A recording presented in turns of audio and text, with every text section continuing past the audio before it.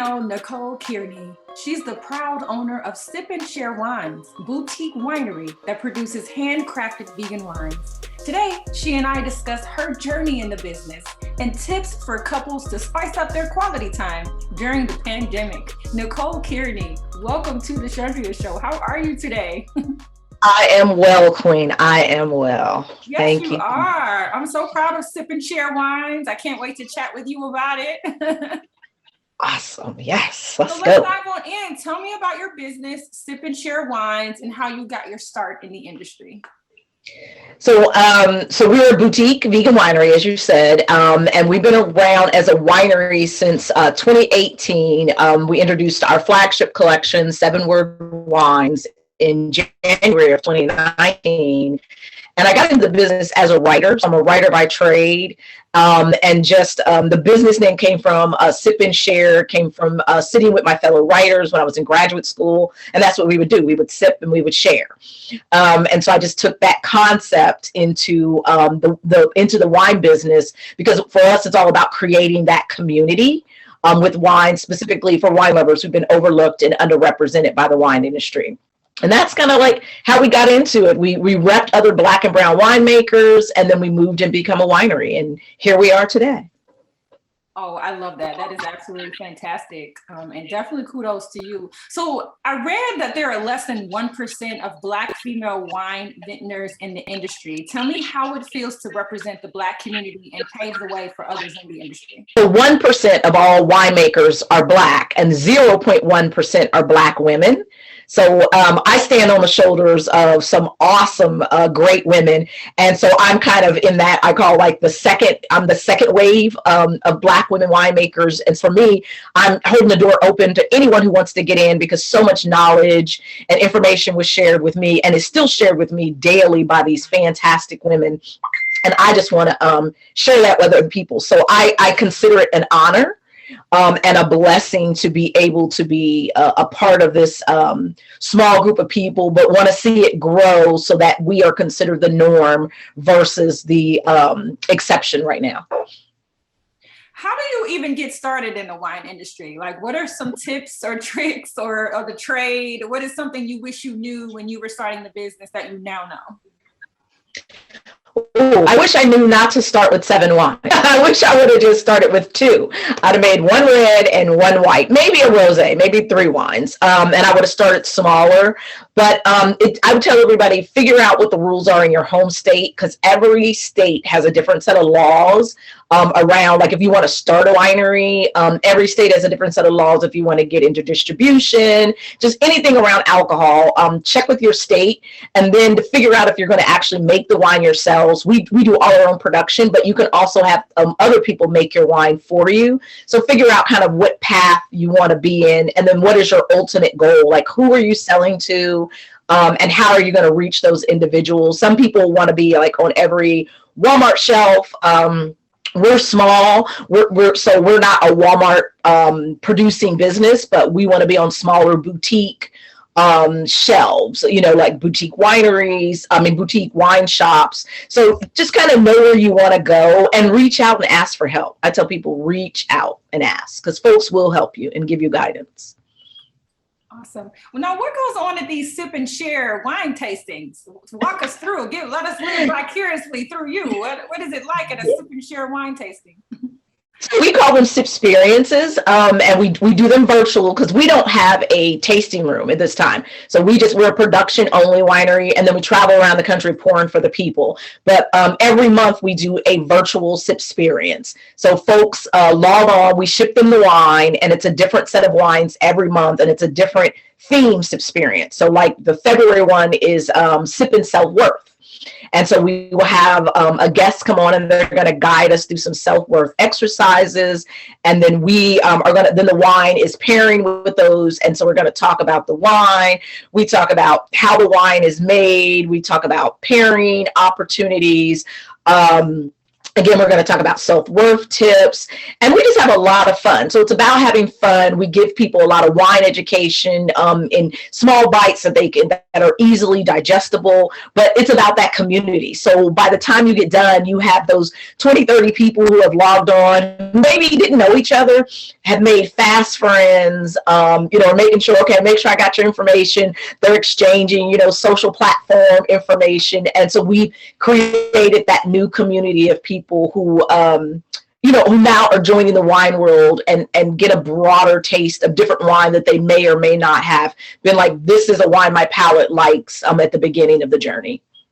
It really feels like a really magical experience to be able to do so many things, to taste the wines, to meet a new friend, to network, to get out of the house, especially during this time.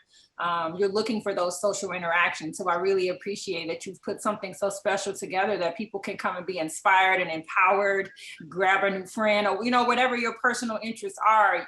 You could do everything under one roof, and also learn about different wines as well, because I feel like I'm not as experienced about wine as I would like to be. And so, it's those teachable moments that you have as well. So congratulations on creating such a beautiful brand, a beautiful business. Let's dive on into how you can help couples out here. Yes. In your opinion, I'll ask you this, in your opinion, why is it important for couples to spice up their love lives during the global pandemic? So we know that we've spent a lot of time, most of us, with our partners, especially those folks who have been working from home. So you're seeing the person. A lot of folks have just regress to just being like, I'm going to be in sweatpants and maybe, the cute top.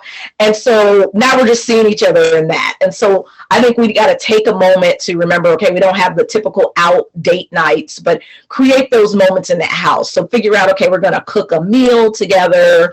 And with that meal, we're going to pair it with some wine. So we're going to sip. Again, here's that sip and share. We're going to put the children down and maybe watch 2 episodes of something we wanted to watch on Netflix together. So you've got to keep it spicy, and then just do interesting, fun things.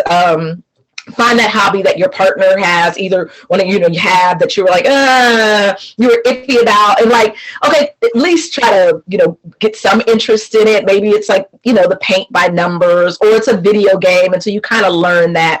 But I think now, since we're in such close quarters and we're spending so much time together, we've got to keep it spicy. Or, just jump on them on the bed when they're laying on the bed watching, watching the TV, on their phone. Just jump on them and be like, hey, let's make some magic happen. And that's where the magic is, right? Yeah. Impromptu. Yes. How can you personally encourage couples to explore wine tastings as an activity together during the pandemic and beyond?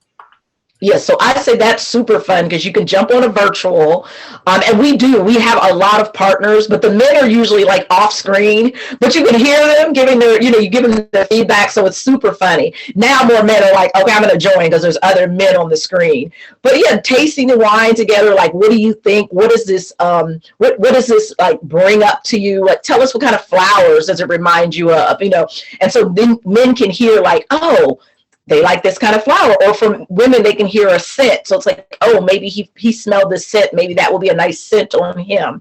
So it's really, you can make it a very sensual activity, even though there's a lot of people around, but really just focusing on the two of you, and having that, that eye contact, that being together, but also having fun, because we did a date night. We did just a date night sip experience, and it was super, super fun, because the men got to be on there, and we had all kinds of couples. So we had hetero couples, we had non-hetero couples, and it was super fun because people got to interact. And then by the end of the night, people were like sharing tips. Well, where do you buy that at? How can I get that for my partner?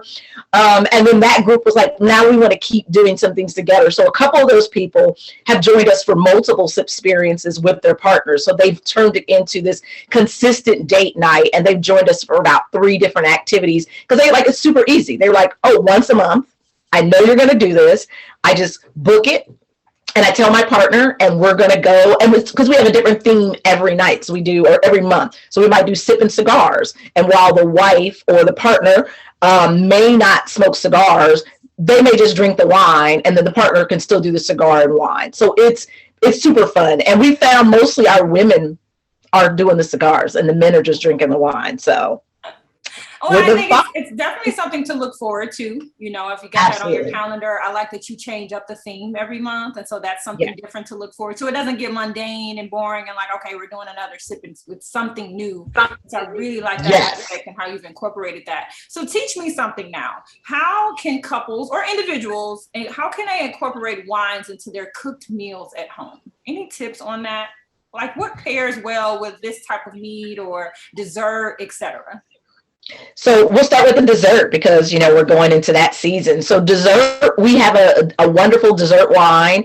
It's also, we say, you know, that after dinner wine, if you're not having a dessert or you have other dessert in mind. So it's a wonderful wine to pop open. It's 18%. So you don't need a lot of it, but it'll get you right in the mood because wine also heightens the libido. So, you know, for men, so just know that it heightens the woman's libido. And of course, it makes it a little bit more, less self-conscious. But also when you're in the kitchen and you're like, oh, I want to make like, usually it's like a white sauce, white wine, red meat, you know, red wine. So if you're going to do a steak, then you want to go for, like in our case, we have a Gratitude Red Blend or a Conjure Zinfandel. But if you're doing a seafood dish, then you'll want to do like an Intention Riesling, or if you're on the sweeter side, we have an Awakened Sweet White. So it's kind of like whatever the meat and the sauce is. So if it's a white meat, white sauce, white wine, red meat, red sauce, red wine. So that's, and then if it's a dessert wine or a sweeter wine. So that's kind of the basic pairing guidelines we give you. But be adventurous and, you know, and so like last night I had a salad. And so I had a big salad, and then so I had some Intention Riesling, so it was a little acidic, and then it just kind of balanced out with the salad. But same thing, Thai food, spicy food, you can get like a spicier or more acidic wine, so a Riesling, or you can even get a Cabernet Sauvignon. Oh, I like that. Let me ask you personally, what's your favorite wine and why? Oh, so I like bubbles. So I'm a champagne person, and I think we should drink bubbles all the time. There is no like special occasion. You got up, you got through the day. You know, you did your parent thing, you did your work thing, you did your people thing. You deserve some bubbles. So I am a huge proponent of bubbles. My family doesn't particularly care for bubbles, so I usually have to do that with the with my accountability group or my business bestie group. But then I like a good dry red. So in my house, it's usually Conjure Zinfandel. We drink a lot of what we make, but I drink predominantly black winemakers. So if I don't have a bottle of my own, then my next go-to is going to be Theopolis Vineyards. Any of her wines are just magnificent. So I'll drink anything she makes. She knows I'll drink. Fantastic. Well, Nicole, it has been a pleasure chatting with you today. I want to thank you for being my special guest right here on the Chundria Show. If anybody wants to connect with you, check out those virtual wine tasting, or just follow your journey online, what's the best way to connect? So sipandShareWines.com is our website. And then we're on Instagram at Sip and Share, and that's the whole word, and ShareWines.com. We're on Twitter, we're on TikTok, and we're on Facebook. All same thing. So follow us around, join us. We've got a lot of fun things coming and new wine coming this year. Yay, very good. Well, we will continue to follow your journey. Thank you again and again. It's been a pleasure chatting with you today.